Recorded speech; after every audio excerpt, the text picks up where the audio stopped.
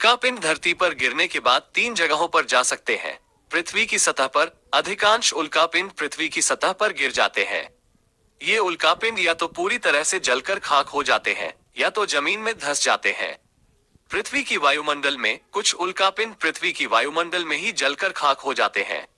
ये उल्कापिंड कभी भी पृथ्वी की सतह तक नहीं पहुंच पाते हैं। पृथ्वी के महासागरों में कुछ उल्कापिंड पृथ्वी के महासागरों में गिर जाते हैं। ये उल्कापिंड कभी भी पृथ्वी की सतह तक नहीं पहुंच पाते हैं।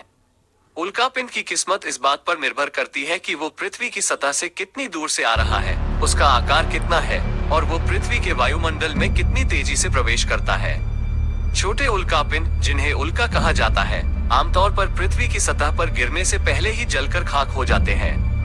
बड़े उल्कापिंड, जिन्हें उल्कापिंड कहा जाता है, पृथ्वी की सतह पर गिर सकते हैं और जमीन में धंस सकते हैं। कुछ उल्कापिंड इतने बड़े होते हैं कि वे पृथ्वी की सतह पर गिरने से पहले ही पूरी तरह से जलकर खाक नहीं हो पाते हैं। ये उल्कापिंड पृथ्वी की सतह पर गिरते हैं और एक छेद बनाते हैं। इन छेदों को क्रेटर कहा जाता है। पृथ्वी पर गिरने वाले उल्कापिंडों को वैज्ञानिकों के लिए एक महत्वपूर्ण संसाधन माना जाता है। उल्कापिंडों का अध्ययन करके वैज्ञानिक ब्रह्मांड के बारे में और अधिक जान सकते हैं।